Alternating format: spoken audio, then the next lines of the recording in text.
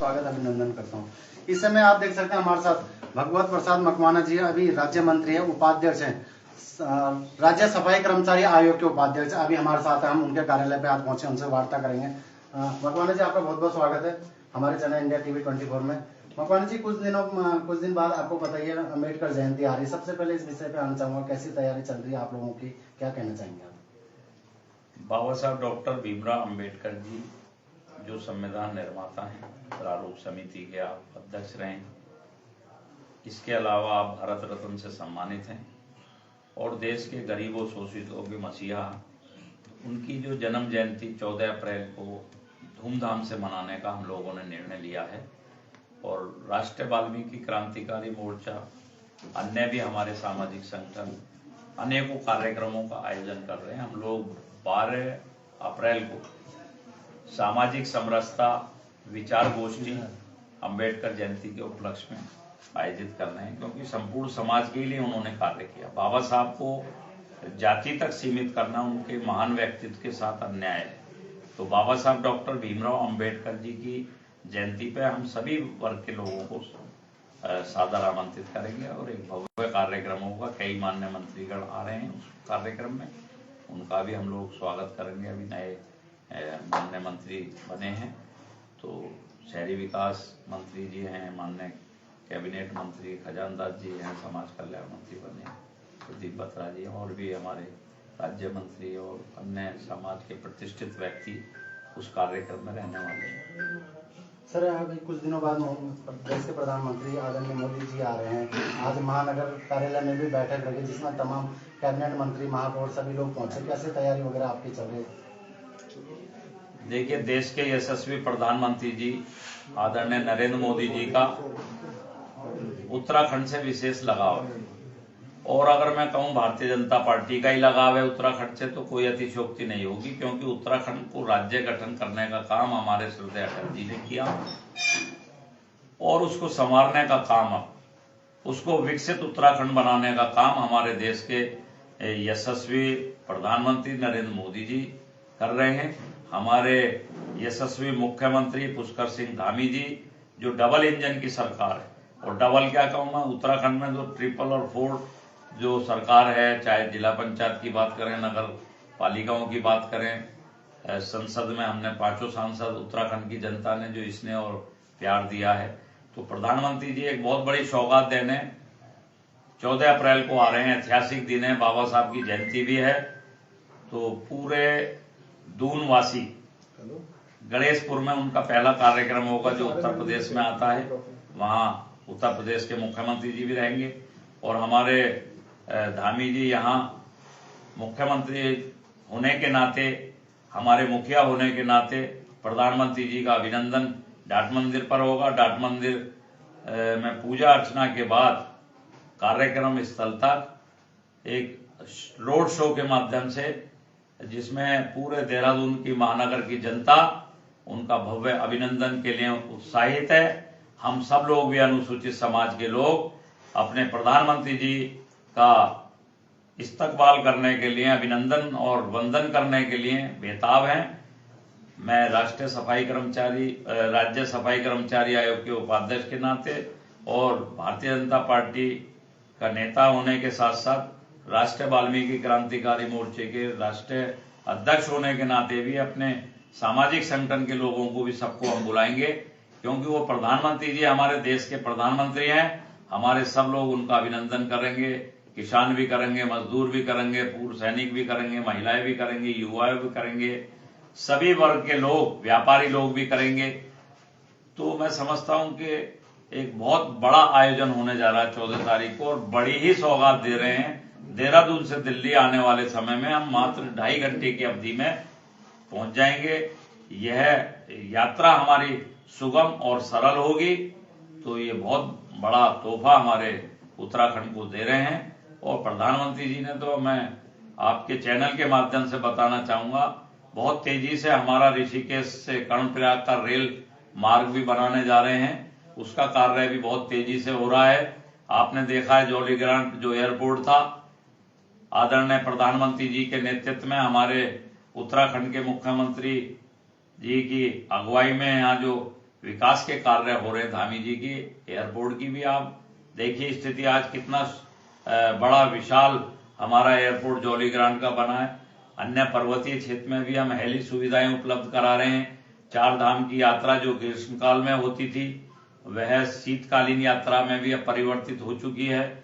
तो 12 महीने जो है देश और दुनिया के लोग अध्यात्म की दृष्टि से भी, पर्यटन की दृष्टि से भी उत्तराखंड और अधिक संख्या में आएंगे। आने वाले समय में नेक्स्ट ईयर जो हमारा कुंभ, जो हिंदू धर्म सनातन संस्कृति में कुंभ का, महाकुंभ का एक विशेष महत्व होता है, तो उसमें भी हमारे उत्तराखंड में पूरे देश और दुनिया से करोड़ों लोग आएंगे, ऐसी हम लोग उम्मीद करते हैं। और अभी से हमारे मुख्यमंत्री जी ने कार्य शुरू करा दिए हैं। 1200 करोड़ रुपए कुंभ के लिए हमारे यशस्वी प्रधानमंत्री जी ने भी उत्तराखंड को दिए हैं, तो एक बहुत बड़ी बात है। और जो लोग विपक्ष के लोग इस तरह की बातें करते हैं कि हमारी सरकार डबल इंजन की फेल है, मैं उनको बताना चाहता हूं, जरा कांग्रेस का चश्मा उतार कर देखो, गरीबों के कल्याण के लिए मोदी जी कितनी योजनाएं चला रहे हैं, उत्तराखंड के विकास के लिए कितनी योजनाएं चला रहे हैं। पूरे देश को मोदी जी विकसित भारत बनाने का जो संकल्प लिया है, और माननीय प्रधानमंत्री जी ने पिछली बार मीटिंग में कहा था कि ये जो दशक है हमारा, ये उत्तराखंड का दशक होगा, तो हमारे लिए वो केवल घोषणा नहीं की है उन्होंने, वो धनराशि भी आवंटित कर रहे हैं, वो अनेकों योजनाएं दे रहे हैं, जिसका परिणाम है यहाँ आपने देखा कि 3.5 लाख करोड़ के एमओ पास हुए जब इन्वेस्टमेंट समिट हुआ, तो बहुत बड़ा उपलब्धि है। 1 लाख से अधिक के धनराशि पर ग्राउंडिंग हो चुकी है, काम शुरू हो चुका है। तो इससे पहले ये वातावरण नहीं था। उत्तराखंड आज सुरक्षित उत्तराखंड है, उद्योगपतियों के लिए द्वार खुले हुए हैं, व्यापारियों के लिए अपना कारोबार करने की पूरी अनेकों सुविधाएं दे रहे हैं, महिलाओं के उत्थान के लिए, अनुसूचित जाति के लिए। मैं जिस आयोग में हूं, मैं यहाँ अवश्य बताना चाहूंगा, हमारे सफाई कर्मचारियों का मानदेय बढ़ाने का काम हमारे यशस्वी मुख्यमंत्री पुष्कर सिंह धामी जी ने किया। इसके अलावा उन्होंने बीमा बंद था हमारा, कांग्रेस ने बंद कर दिया था। 1 लाख का बीमा मिलता था, वो भी 75 रुपए उनकी सैलरी से परमानेंट कर्मचारियों को ही लागू था, वो केवल उनके वेतन से कटौती होती थी। अब 5 लाख का बीमा जो हमारे यशस्वी मुख्यमंत्री जी ने लागू किया है, जिसमें दैनिक वेतन संविदा के कर्मचारियों को भी सम्मिलित किया है, क्योंकि वह भी वही कार्य करते हैं। और 5 लाख का बीमा प्रीमियम भी उसकी हमारी सरकार अदा करेगी। कांग्रेस ने एक और त्रुटि करी थी अपने शासनकाल में, हरीश रावत सरकार में, कि 1 टाइम सेटलमेंट के एक शहरी विकास में आदेश किया था, जो सफाई कर्मचारी की मृत्यु हो जाएगी या जो सफाई कर्मचारी हमारा सेवानिवृत्त हो जाएगा, उसका पद स्वतः समाप्त हो जाएगा। तो इस सिस्टम को भी हमारे मुख्यमंत्री जी ने समाप्त कर दिया है, धामी जी ने। अब उनके मृतक आश्रितों को भी नौकरियां मिलेंगी। अभी तक जो 5 लाख का बीमा किया है, 35 लोगों को उसका लाभ भी मिल चुका, परिवारों को 5 लाख के बीमे का। इसके अलावा 10 वर्ष जिनको 2018 में पूरे हो गए, दैनिक वेतन संविदा, कार्य प्रभारित, तदर्थ नियुक्तियां, अंशकालिक जो कर्मचारी है, उनको भी जो है नियमितीकरण के आदेश किए हैं 2018 तक, जिनको 10 वर्ष पूर्ण हो चुके हैं। इसके अलावा उपनल के माध्यम से भी हमारे विभिन्न विभागों में अन्य कर्मचारियों की भांति हमारे सफाई कर्मचारी भी काम कर रहे हैं, तो उनको भी समान कार्य समान वेतन का लाभ सरकार दे रही है। ये एक बहुत बड़ी खुशी की बात है। परंतु फिर भी मैं अपनी सरकार से ये पुरजोर मांग करूंगा कि राज्य गठन के बाद सफाई कर्मचारियों की भर्ती नहीं हो पाई। एक नगर निगम था, टोटल 67 नगर पालिकाएं, नगर पंचायतें थी, उनकी संख्या आज 107 हो गई। नगर निगम 1 से बढ़कर 11 हो गए, क्षेत्रफल बढ़ गए, आबादी बढ़ गई, लेकिन उनकी भर्ती नहीं हो पाई। तो मैं अपने मुख्यमंत्री जी से आग्रह करूंगा, शहरी विकास मंत्री जी से आग्रह करूंगा कि हमारे लोगों को भी रोजगार चाहिए, जो उत्तराखंड के समस्त वर्गों के लोगों के स्वास्थ्य की रक्षा करने का काम करते हैं, स्वच्छता कर्मी के रूप में, पर्यावरण मित्र के रूप में पर्यावरण को सुरक्षित करने का काम करते हैं। एक तो इनकी भर्ती हो जाए, दूसरे हमारे मोहल्ला स्वच्छता समिति में हो, चाहे आउटसोर्स में हो, हमारे दैनिक वेतन संविदा कर्मचारी इनको अलग से आदेश करके इनको जो है नियमितीकरण इनका कराया जाए, ताकि ये लोग भी इन आदेशों का फायदा ले सके। अभी तक वो लाभ से वंचित रह पा रहे हैं। मैला उठाने की प्रथा थी, उसको समाप्त करने का मोदी जी ने संकल्प लिया था। हमारे उत्तराखंड से भी अधिकांशतः समाप्त हो चुके हैं, लेकिन अभी भी कुछ लोग हैं। सीवर में काम आज भी कर रहे हैं लोग। अभी नमस्ते योजना में 582 लोग रजिस्टर्ड हुए हैं। पूरे देश में 90,000 से अधिक लोग manual scavenger sewer septic tank में काम कर चुके हैं। आज भी सीवर में कार्य करते हुए मेरे समाज के लोग मृत्यु को प्राप्त हो रहे हैं। तो ये जो किलिंग हो रही है, अधिकारी झूठी रिपोर्ट सरकार को पेश कर रहे हैं। ऐसे अधिकारियों के खिलाफ भी कार्रवाई हो जो बिना सर्वेक्षण कराए रिपोर्ट भेज रहे हैं भारत सरकार को कि यहाँ पर जो है सर्वेक्षण हमने कर लिया, शून्य रिपोर्ट है। पूरे उत्तराखंड से शून्य रिपोर्ट भेजी है। मैं इससे सफाई आयोग के उपाध्यक्ष होने के नाते बिल्कुल इत्तेफाक नहीं रखता। सीवर में जब आप बता रहे हो 582 लोगों को आपने रजिस्टर्ड किया, जबकि प्राइवेट लोग भी सीवर सेप्टिक टैंक की सफाई करते हैं, तो उनके नाम भेजो। खुले नाले नालियों में जो सफाई करते हैं हमारे सफाई कर्मी, उनके नाम भेजो। फर्जी शून्य रिपोर्ट क्यों भेज रहे हो? तो ये भी अपने आप में एक कार्य है। हमारे कर्मचारियों को 1 लाख तक के जो ऋण लिए थे इन्होंने, वो माफ करने का हमारी पार्टी ने 2022 में वायदा किया था। मैं माननीय मुख्यमंत्री जी, समाज कल्याण मंत्री आदरणीय खजानदास जी से आग्रह करूंगा आपके चैनल के माध्यम से कि उनका 1 लाख का बीमा, जो हमारे मैनिफेस्टो का बिंदु था, चुनाव संकल्प पत्र का, दृष्टि पत्र का हिस्सा है, तो 1 लाख का उनका बीमा भी माफ किया जाए। हमारी जो मॉनिटरिंग कमेटियां हैं सभी जनपदों में बनाई जाएं। और सफाई कर्मियों के लिए भूमि की एक बहुत बड़ा इशू आ रहा। अभी मैं 3 दिन के गढ़वाल के प्रवास से आया हूँ, कल ही आया हूँ शाम। मैं श्रीनगर, रुद्रप्रयाग, ऊखीमठ और काफी जगह, तिलवाड़ा और देवप्रयाग, काफी जगह का प्रवास करके आया हूँ। तो भूमि की एक बहुत बड़ी समस्या है।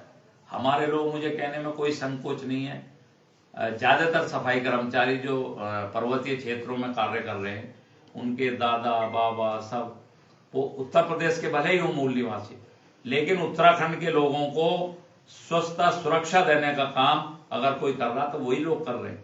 तो उन पर आवास नहीं है। उनको जाति प्रमाण पत्र, स्थायी निवास प्रमाण पत्र में दिक्कत आ रही है, जो मुझे प्रवास के दौरान समस्याएं बताई हैं। मैं माननीय मुख्यमंत्री जी को इसमें कार्रवाई के लिए पत्र अपने आयोग की तरफ से भी लिखूंगा। पूर्व में भी मैंने पत्र लिखे हैं। तो ढांचा भी इनका बनना चाहिए। अब आबादी क्षेत्रफल इतना बढ़ गया है, 10,000 की आबादी पर 28 कर्मचारी का प्रावधान था। पिछली बार कांग्रेस ने जब ढांचा बनाया तो 20 कर दिया उस संख्या को। अब हम लोग उसको बढ़वाने की बात कर रहे हैं। ढांचे में जब पद सृजित होंगे तभी तो ये लोग नियमित होंगे। अब पहाड़ों पे तो कहीं 5 हैं, कहीं 7 पद हैं, 50 साल पुराने पद हैं। देहरादून में भी 646 पद जो है 50 साल से अधिक के पुराने, केवल 1 टाइम सेटलमेंट के तहत हमारे यहाँ जो 1300 कुछ पद बढ़ाए थे इन्होंने। तो मैं समझता हूं कि इन विषयों पर भी कार्रवाई होने की आवश्यकता है। आरक्षण के लाभ से भी हमारा समाज वंचित है। सुप्रीम कोर्ट ने आदेश किया है, मैं आयोग की तरफ से भी संस्तुति भेजूंगा कि जो हमारा अनुसूचित समाज में भी वाल्मीकि समाज है, अन्य वंचित जातियां हैं, वो भी हैं, खटीक हैं, शिल्पकार हैं, इन लोगों को भी आरक्षण का लाभ, चाहे वो शिक्षा का क्षेत्र हो, रोजगार का क्षेत्र हो, राजनीतिक क्षेत्र हो। तो हमारे इन अति वंचित समाज को भी हरियाणा में हमारी भारतीय जनता पार्टी की सरकार ने सुप्रीम कोर्ट के उस आदेश का पालन करते हुए आरक्षण में वर्गीकरण कर दिया।